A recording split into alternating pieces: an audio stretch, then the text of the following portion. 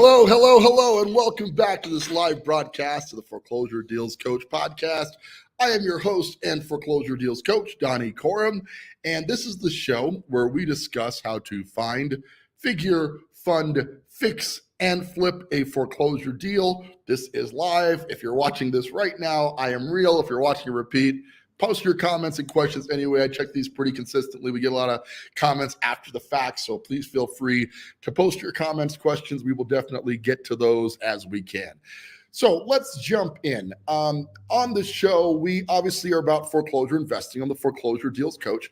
And in the program, I assist normal investors to diversify their current investment strategy by investing in distressed below market assets like foreclosures.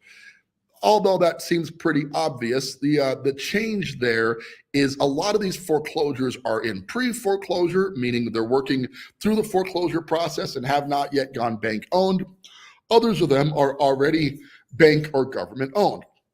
One of the areas that I spent a lot of time in as a young agent just getting in the industry, 2007 is when I got licensed. So in 2008, everybody kind of knows what was happening with the real estate market at that point.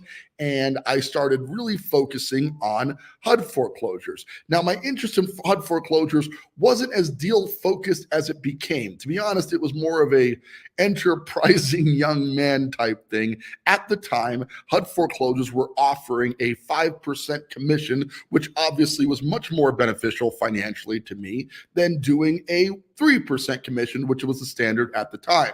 So I focused all my energy on HUDs, kind of thinking, why wouldn't everybody want to sell the properties that pay nearly double the commission? That seemed like an obvious thing to me. So although I was an investor at heart before I even got my real estate license, my attraction to HUDs was very largely the fact that they compensated agents very well at the time to sell the properties.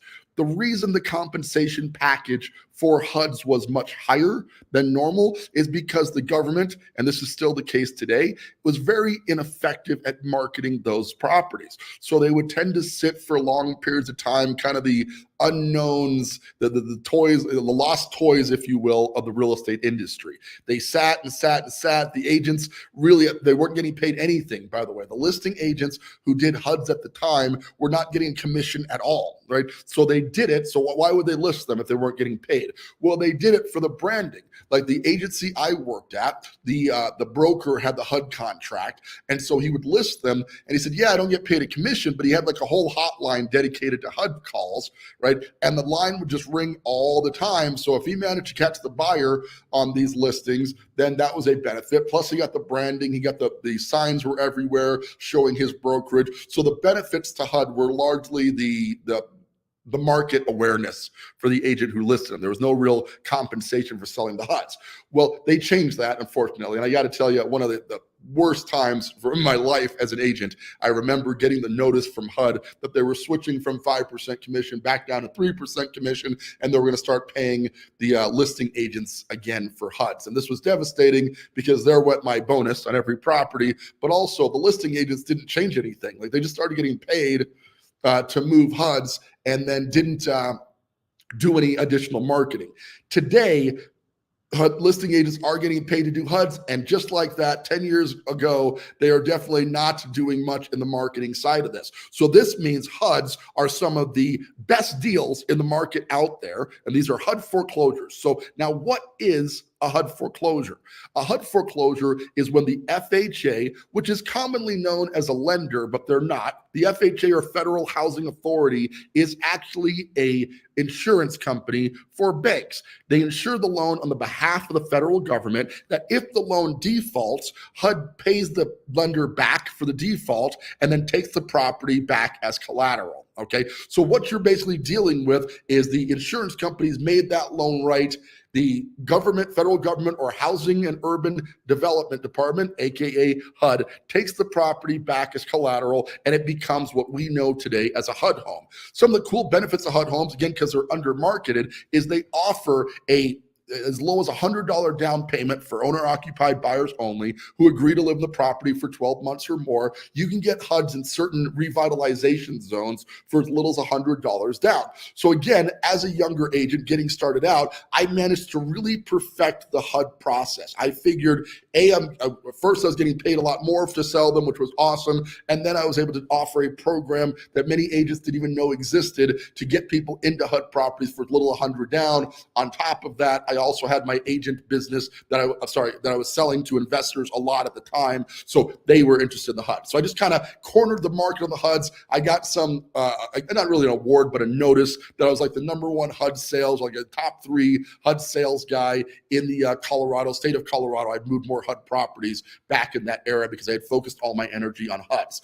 Well, guys, the reason I'm bringing all that up, okay, is we are on the cusp of a large foreclosure market. And I know I've been saying that for quite some time, but we're getting signs that prove this is the case right now. We have a lot of what we're calling shadow inventory, or houses that are owned by the Housing and Urban Development Department, right, but have not been listed on the market just yet. Some of these have been listed by HUD for 6, 12 months. They've been hiding below the market. We call it shadow inventory. And now the question now becomes, why are these properties sitting and what is it going to take to get them out there? My opinion of this situation is that the reason they're sitting out there right now is because HUD is understaffed. Keeping in mind, we haven't had a foreclosure rush in many years now, right? HUD basically laid off a lot of the people or moved into different positions in their company. So they don't have the processing staff to handle the now overwhelming number of HUD properties that are coming onto the market as people default and foreclose.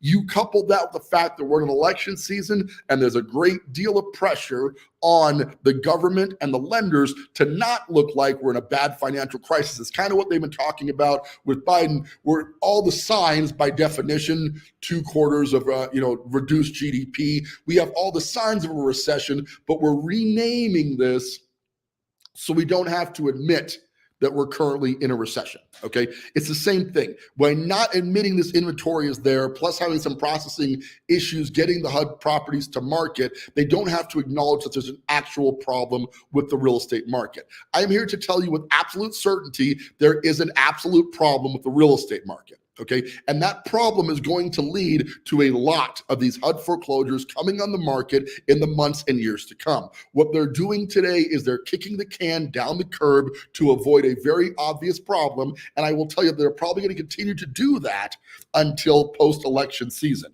The current administration does not want to enter the election season with a bunch of people losing their homes. That's obviously not good for business. Okay, but the truth of the matter is you have a high default rate. HUD foreclosures in general are up about 300% from what they were about this time last year, which isn't that impressive because it was so low that the number is still minuscule compared, but it is rapidly accelerating. And in my opinion, things are going to get worse before they get better. Why would this be good news? Listen, it's not that I want to see people lose their homes, right? I'm not in the business of watching people be kicked out on the street or et cetera. This is not the benefit of this business at all. And I catch a lot of flack for that. I catch a lot of flack with the foreclosure deals coach. You must really want people to foreclose. And it's such a negative buzzword that it's really tough. And I'm not, it's not looking for sympathy here, but for years, what I've tried to explain to people is foreclosures are nothing more than an investment vehicle. Let me give you another negative connotation investment vehicle: junk bonds. Right? You hear the term junk bonds, and obviously because junk and bonds are in the same word, there's a negative connotation to that investment vehicle. But if you understand the junk bond market, like a lot of guys did in the 1980s, and they made hundreds of millions of dollars a day. Did you ever see that the poster? I had this on my wall, but the guy had a bunch of sports cars in a garage, and each of the sports cars, the Ferrari had Monday on it and the Porsche had Tuesday on it. So it was indicating he had a sports car for every day of the week. That was a literal picture from a guy who was a junk bond salesman, Michael Milken, from the 1980s, they were literally making $100 million a day in that era. Okay, and they were selling junk bonds. And what was the problem with junk bonds? Well, they were high interest rate debt to companies that had a very low probability of paying that debt back. So during the rush on junk bonds, a bunch of people made a lot of money because the interest rates were insane. And when the bonds stopped paying, A lot of people lost money because they were risky bonds. Right? This is not the case in the negative connotation we're talking about in foreclosures. You see, foreclosures have always been there. There's always been somebody who lost a job or got divorced or got transferred somewhere else, right? And had to sell the house quickly but couldn't get it sold, or had a tenant who trashed the property and then didn't have the money to fix it. The era of foreclosures has literally never changed. There's been more or less based on how the market is operating, but they are always there. And they're always available to investors who want to invest in them. Right? I have made my business around focusing on a very small subset of the market, which makes me less appetizing to the retail space, but it also means that my consulting, the advice that I provide, is only suitable for a very small percentage of investors who really want to delve into the market. Now, this is not to say that I only do foreclosure deals, because that's not the case. We look for deals in all aspects of the market, but my focus is on this HUD foreclosure thing, and I got to tell you that all the signs are pointing to there's a lot more inventory than they're letting on to right now. And when that inventory starts to flood the market by design, because these are houses that generally need some work, right, they're going to have a negative effect on the overall retail rate of the economy. If we look at what's happening today, we have a very interesting disconnect in how the market should be operating versus how it is operating currently. And here's the disconnect, okay? We have low inventory and high interest rates. Now, the high interest rates would indicate that people are going to be less apt to buy. And that's certainly the case. Obviously, if the buying power of the general population has come down in the last few months, it stands to reason that less people are going to buy homes. That's definitely been baked to the market. We saw some degree, not a huge amount of drop in market prices, but we saw some degree of drop in the market prices to cover that fact. Okay. And we kind of lived through that era that really started in 22 is when it really started to take the dive. June of sort of 22. Then it's trickled down a little bit. We saw one of the worst quarters financially in the real estate space, fourth quarter of last year. It was an absolute disaster. Okay, inventory was not moving. People were worried about the holidays, a bunch of other series. Net result was one of the worst quarters ever. Now we're spiking back the other direction, but inventory has not come up yet. We are still at a relatively low inventory based on how many homes should be available in the Colorado Springs market. So why are they not selling? Well, what's going on? I got a bunch of clients who are in deals right now, and I hope some of you guys are watching today, who all I can tell you is exactly what my mentor told me so many years ago back in 2008 when I was going through this and I'm doing deals and I could not get them to sell. You got to hold on. You got to hold on for dear life because it is going to get better. Guys, I promise. I know it's a rough time when you're trying to sell a property that's not selling, but you got to hold on. Because what is going to happen now is demand is being artificially brought down. It's not that there's no demand for housing. You need to understand that as human beings, we need food and shelter. Now, what becomes optional is if you're going to buy or rent that shelter. Okay. A lot of people just opt out of this program. They don't bother with their credit. They sign a lease and they're good to go. They spend the rest of their life paying somebody else's mortgage and they're okay with it. Okay. But there's a certain degree, and it's a pretty large percent of the economy that still believes in the American dream of home ownership. And I'm a big proponent of it. It's not the path to riches it may have once been, right? It's not an accurate way is the only way to build wealth, because you are ultimately a slave to your mortgage until you pay it off or use that equity for something else. Okay, so it doesn't solve all of your financial problems. But when you're talking about finance, owning a home is generally more intelligent overall than not owning a home most of the time. Okay, but the situation that we're in right now where houses are not moving, buyers have a bit of an advantage, but sellers, because they know what they've got, because supply is low, are not budging on pricing very much, and honestly should not be. Okay, we should not be seeing a massive drop in prices. Now, all of this is predictions, okay? But here's the reality of what I offer with the coaching. Although there are coaching programs out there who are going to teach you the theory of real estate investing, they're going to walk you through the idea of this is how you find a property. This is the analysis you will do if you ever find that property. Here's the funding you might get and explain it to you. I am none of those things. What I am instead is basically a franchise, if you will, that's going to help you to find, figure, fund, fix, and flip a house. So when I say help, I'm saying that a bit of a misconception, because we're actually going to do it for you in a lot of ways. Okay, my team is locating deals for my clients all the time, and obviously we're spending a lot of time focusing on the HUD market. because the HUD market has opportunities in it. Not as many as are going to be there, but that market is about to vault up. And we bought about 3 HUDs this year so far. So we're probably one of the larger consumers of HUD properties because I understand that market at a very deep level, and I know what opportunities that market can provide to us as investors. Okay, so all of this is to say, if you're going to do this, and obviously I'm biased on whether or not you should do this, right? I'm a professional investment coach. I recently passed my Series 65 license to make me an official registered investment advisor. Still working on what firm I'm going to be at. So that's not 100% official yet, but it will be shortly. Okay, so the bottom line is you are paying an advisory fee for a coaching product that's designed to do 2 things. One, the mindset part of this is very difficult. I can talk till I'm blue in the face on how this is one of the better investment vehicles out there, real estate investing. And most of my clients come to me, and with that in mind, obviously there's a great way to make money. Okay, so why doesn't everybody do it? Well, the reason we don't all do it really comes down to fear and lack of guidance. I did my first deal right here in downtown Colorado Springs back in 2010. No, sorry, before that, 2006, right after my daughter was born, okay? And I did that deal without any guidance, without any real knowledge of the market. I managed to tough it out, and I managed to make $17,846.32, but who's counting? Properties on 439 East Bijou. They say you never forget your first one. I still drive by that property all the time because I live downtown Colorado Springs now, and I smile because it really did change my life to do that deal. But what really, really took me to the next level was hiring a professional business coach. Once I brought in a mentor in the space, I learned so much faster about how to get over mostly the mindset problems that you're going to encounter while you're trying to figure out how to do your first deal.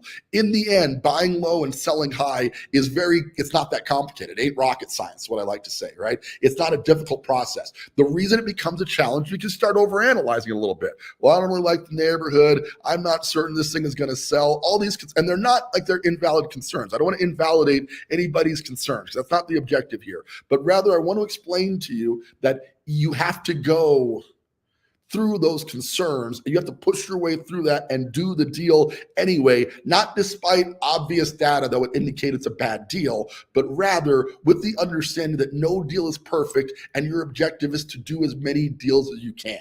If you can average $25,000 per deal, which is my goal for my program, and you can do 4 of those deals per year, that turns into $100,000 a year in additional income that you need to reinvest in other passive assets. Those passive assets may certainly be real estate, right? You can buy more houses with that, get some rental properties, etc.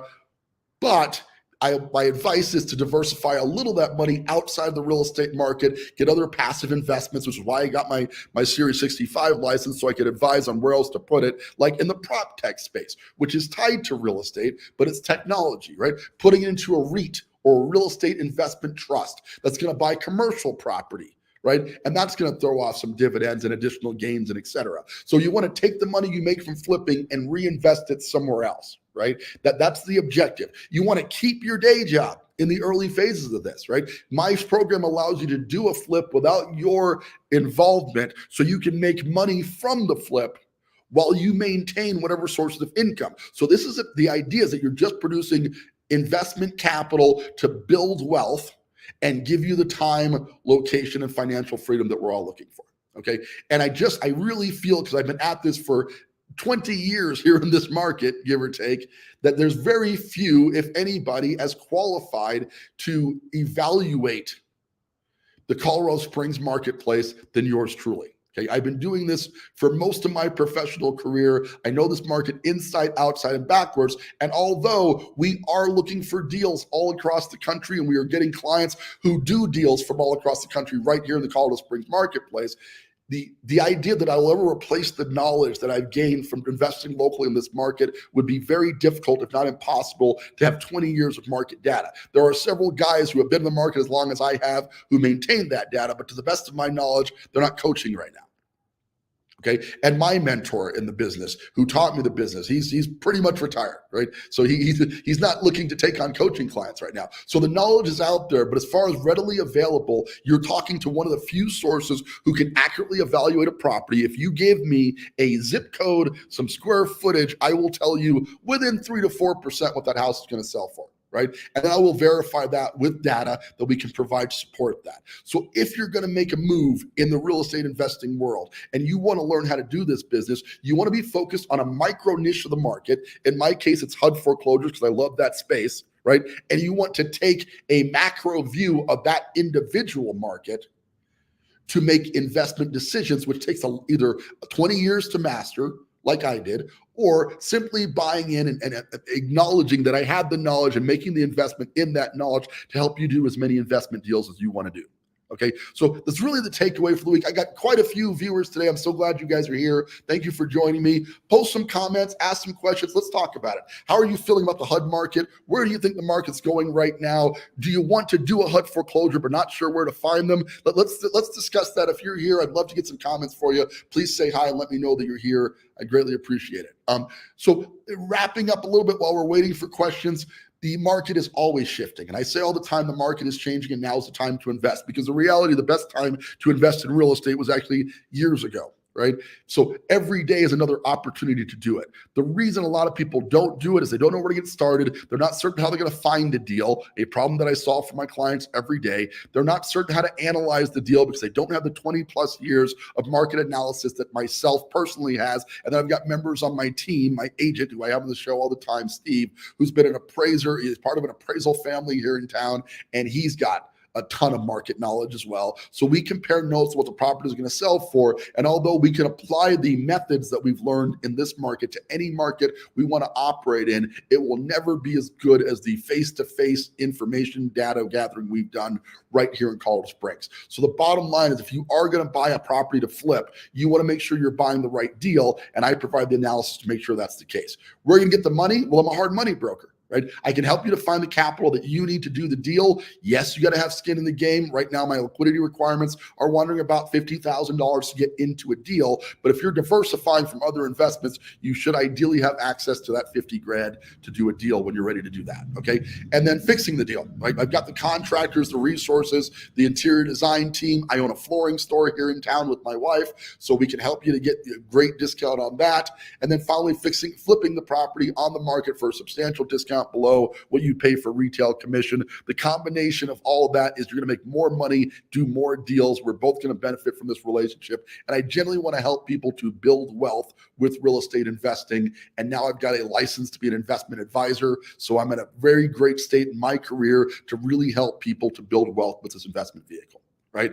So that's the show for today, guys. You know, we're doing a lot of HUD foreclosures. The market's shifting, so there's going to be a ton more of those. I would love to get you in on your first deal as a HUD foreclosure or not. But understand that when you sign up for this program, you can maintain your day job while continuing to invest in real estate and build your net worth. I would love to have you as part of that mission. If you are interested, please slide up in my DM. Send me a message wherever you happen to be watching this. Reach out to me on the Foreclosure Deals Coach page. Stay tuned. We're going to be launching a site that's going to be more of a membership-based site. You get your information about this. If you're still in the information gathering stage, I will be able to help you get the information that you need to make a decision. But for those who are ready to go right now, you're making an investment in a coaching program and a franchise system to help you do as many deals as you want. And I would be honored to be your mentor and coach through those deals so you can make some real money in this process. With that, guys, that's our show for today. I thank you guys so much for tuning in to this live broadcast of the Foreclosure Deals Coach podcast. I really love talking with you each and every single week. So reach out to me. Let's have a conversation, grab lunch, talk about how the program works, see if it's a good fit for what you're looking for. And if so, I'd love to have you on the team. With that, this is Donny Coram, your Foreclosure Deals Coach. Thank you again for tuning in and reminding you, don't buy a house, buy a deal.